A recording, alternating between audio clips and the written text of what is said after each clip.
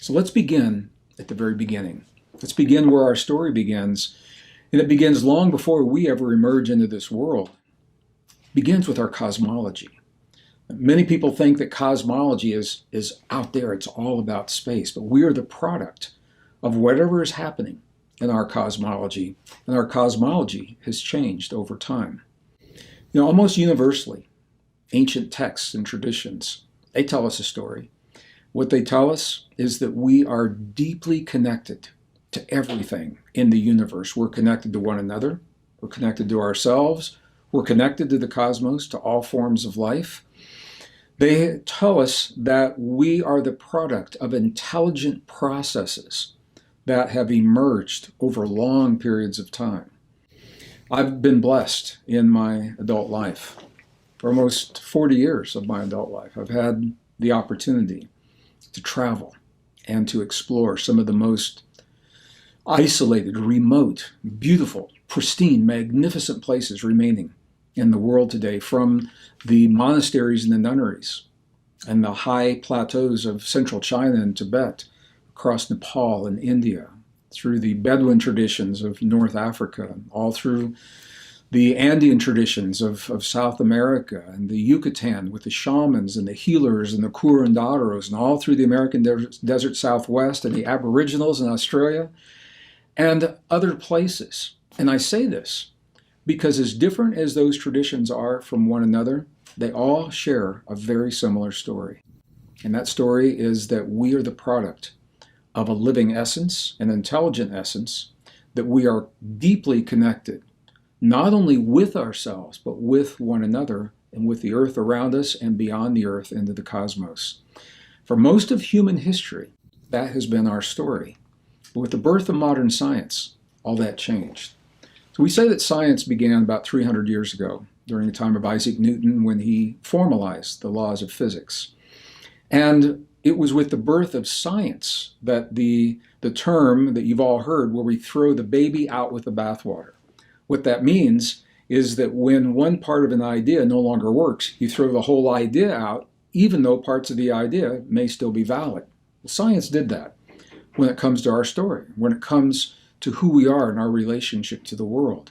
Science teaches us today, and you and I are the product, if you've been in a public school in the West in the last 150 years, if your children are in school today, unless they're very, very blessed to be in a very, very progressive system, where they are actually honoring the new discoveries. You and I have been taught the story that we're the product of a dead universe, that the universe is dead and inert, and the product of what is called lucky physics, where the conditions just happen to occur in just the right way at just the right time for the universe to form as it has formed.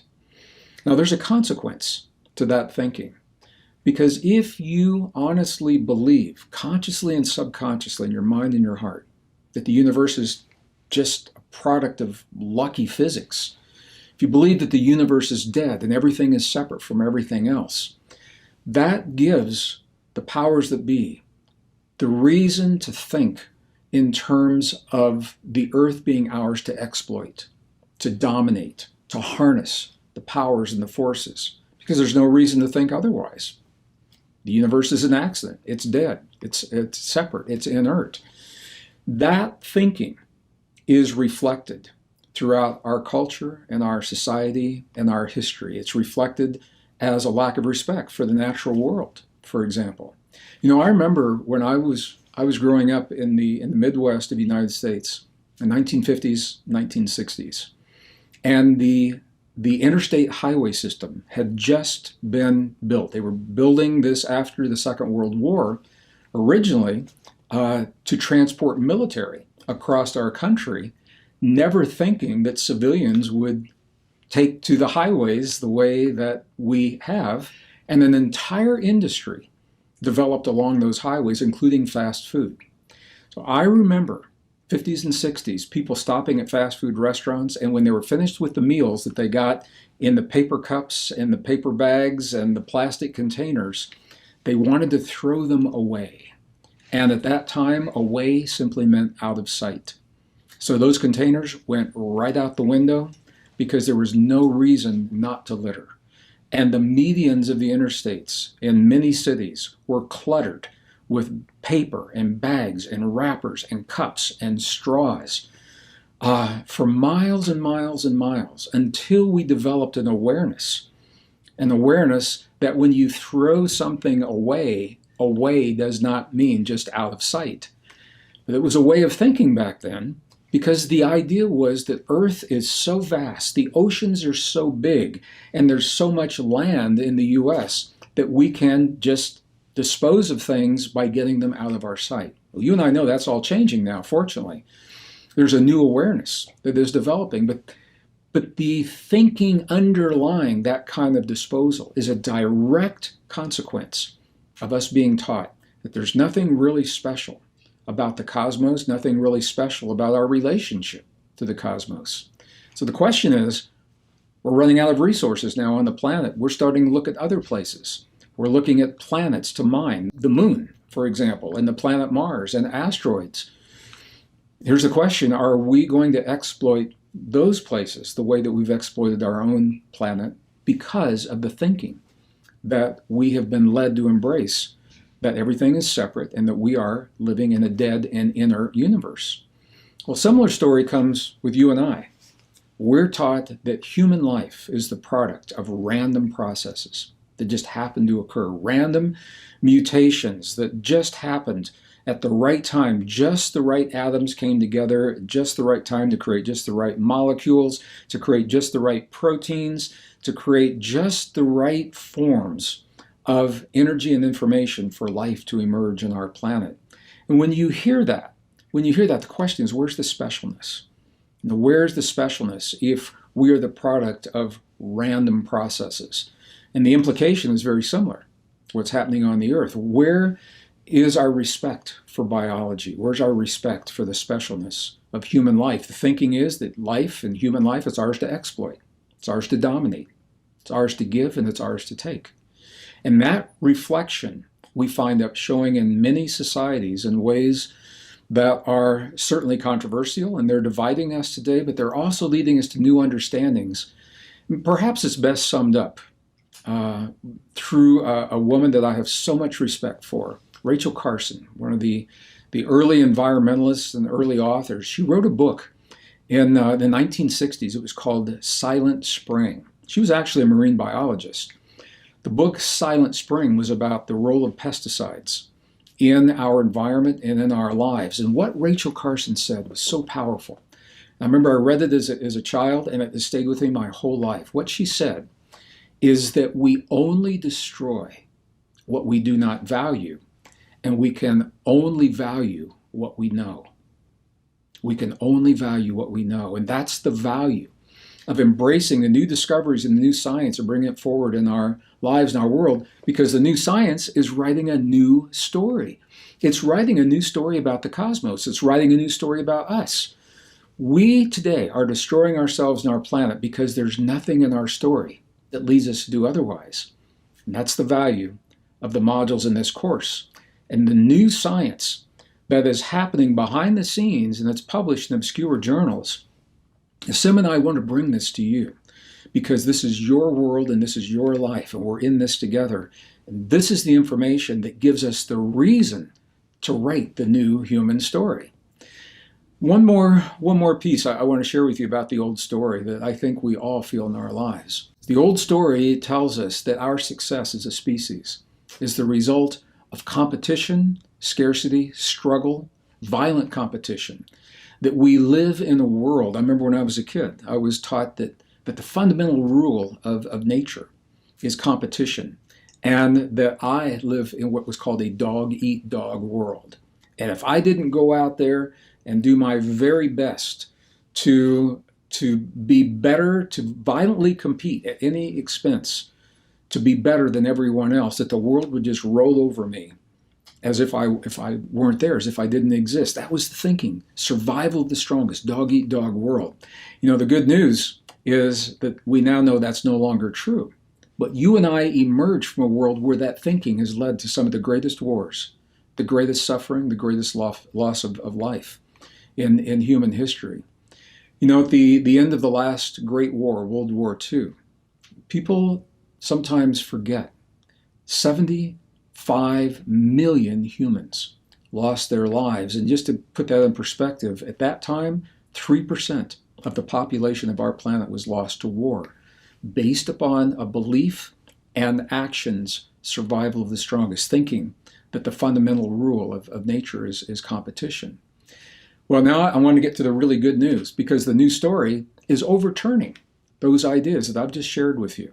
And that's a story that is worth exploring. It's a story that's worth you and I sharing this time together to give ourselves the reason to think differently about ourselves. The new story of the universe, this is so exciting. Scientists are actually saying, cosmologists, is the universe is not dead. It actually appears to be alive. The universe behaves as if it were alive and certainly connected, and it responds to stimuli. When something happens in one part of the solar system or one part of a galaxy, when an asteroid strikes a planet, or when there is a solar flare that is happening in a central sun in a solar system, that the rest of that system actually responds as if it were a living being. Now, I'm just going to share with you a direct quote from a brilliant physicist, Gregory Matloff.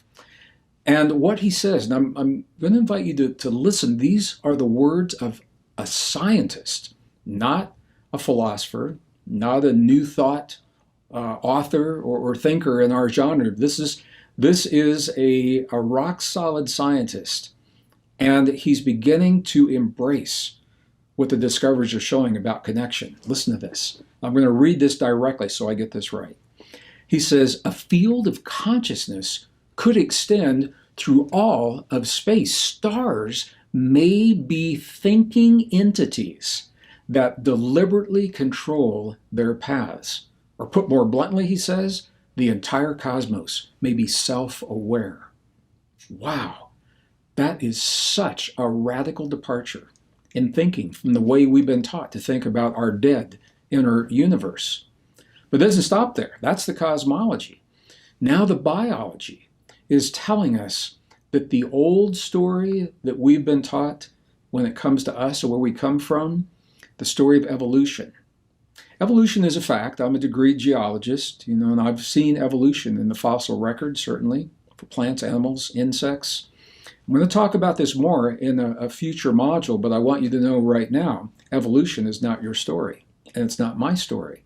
Something happened 200,000 years ago that set us on a path where what are called anatomically modern humans, AMH, anatomically modern humans, emerged upon this planet 200,000 years ago. And we know this, we don't have to guess, we don't have to speculate, because the technology now has advanced so far, we can actually extract the DNA from the fossilized remains of ancient forms of life, including the forms of life we used to believe were our ancestors, that I was taught as a geology student were our ancestors. Neanderthal, Australopithecus, Lucy, if you followed the Leakeys in Africa and their explorations. All of those forms of life that we were taught we've descended from, now we know we did not. And we know that because when we extract their DNA and look at their genome, when we look at our genome, there's not enough overlap. We may be related long, long ago in terms of simple forms of life, but we did not descend from those forms of life. What we know is that what are called anatomically modern humans, we showed up on this planet about 200,000 years ago. The truth is we don't know where we came from. And the truth is that we haven't changed in terms of the genome. Our DNA today, our genome, looks just like the genome that's being extracted from those fossils. It's not Darwin's idea of evolution. Slow change, gradual change over long periods of time. This happened very, very quickly. So what we have to say as scientists is that we are the product of an ordered biology. These are not random mutations. And that there are mysterious genetic mutations, and again, I'll share more about this in later modules in this course. But what scientists now are telling us is that the mutations that give us our humanness could not have happened through an evolutionary process. Something else had to have occurred. So we have to say, as scientists, there was some kind of an intervention. We just don't know what that is right now. The news story, you can see where this news story is leading. The news story tells us that nature, the fundamental rule of nature, it's based upon cooperation, not competition. Isn't that a beautiful way of thinking? Now, you and I probably have sensed this intuitively. So the news story, the science is telling our minds what we've always suspected is probably true in our hearts. But we see this modeled in the world around us. And if you have any doubt at all that cooperation is the fundamental rule of nature, you are the living reminder. Let me tell you why. Because every one of us, every human, has approximately 50 trillion or so cells in the human body. Every one of your 50 trillion or so cells right now is cooperating with all those other cells to give you the systems and the balance and the chemistry and the neural production, the hormone production, and the immune response in your body so that you can be sitting sharing this time with me right now. If they were not cooperating, you and I could not be together like this. So if we have any doubt of the role of cooperation in our world and our lives, we need look no further than the cells, the very cells that give us life in our bodies. And I think it's so beautiful that each of us is a living reminder every moment of every day, how deep that cooperation goes. I just want to say something about this. People say, well, Greg, we see a lot of violence in the world, and that's true. And what that tells us, the more violence and the more suffering that we see in the world, it tells us how far we have strayed from the truest law of nature, the fundamental principle of nature. To solve the problems, we've got to return to that harmony that we find in cooperation with nature. The old story tells us that you and I, that humans, are somehow weak and flawed and imperfect. There is a thinking in some technological communities that carbon-based life itself is flawed, and that as humans, we are deeply flawed, that we are weak and vulnerable and victims of our environment. And that story tells us because we're vulnerable victims, they've got a savior for us. It's called technology. And it may benefit some people to some degree. There's a reason the technology is there. But it also has its consequences, and we're going to explore that. We're going to explore that on a very deep level in a future module in this course. But I want you to know this is the old story that you and I are steeped in. And it's through this story that we are being asked to solve the greatest problems that have ever come to the doorstep of humankind. We've never seen the convergence of 8 billion people crossing borders with different ideas, different religions, different cultures, different needs under an economy that is buckling and collapsing, with environmental issues that are influencing all of us, struggling to feed our global family, struggling to prevent the war that so many people feel is inevitable. I personally believe it is not. I believe that we are living in a time, and this is the kind of information that will make war obsolete in your lifetime and my lifetime, if we have the wisdom to embrace the story, or perhaps another way to say this, is if we love ourselves enough. And this is the question: do we love ourselves enough to live our lives in a way and to offer to our bodies what we need to be the best versions of ourselves and create the best world possible? You and I are answering that story right now. So I think you can see your story is the foundation of everything. Change your story, you know what's going to change. You're going to change your life. But look at this. If you change our story, we're going to change the world. The stakes have never been higher, and there's a battle for our story because it's so important. There's a battle for our thoughts playing out in mainstream. All mainstream news is fighting to teach us how to think about ourselves. There's a battle for our beliefs. Do you believe climate change is happening or it's not? Did humans cause it? Can humans stop it? There's a battle for our beliefs in terms of what we see in the sky, chemtrails. There's a battle for our beliefs in terms of 5G. Is it good? Is it bad? Is it healthy? Is it not healthy? Do we need it? That battle is about to become obsolete because 5G is about to become obsolete. But these are things that we ask ourselves to talk about. There's a battle for our beliefs in terms of what's flying in our skies and who's behind what's flying in our skies that are called unidentified aerial phenomenon. And are they friendly or are they not? Have they been here for a long time or have they not? There's a battle for what we read, and there are books, entire classes of books that are actually being banned in the 21st century in Western libraries and universities. There are books that we are forbidden to read. There's a battle for our beliefs when it comes to who we are, where we came from, our origins. There's a battle for our bodies. What does it take to get healthy in our bodies? What does it take to stay healthy in our bodies? What does it take for our children to be healthy in our bodies? All those battles are happening. I'm acknowledging them, and they're all important, but there's a deeper battle that all of those other battles are creating a diversion for. And that's the battle that I'm going to talk to you about right now. It's the battle for our very humanness. There is a battle for our humanness that is unfolding right now.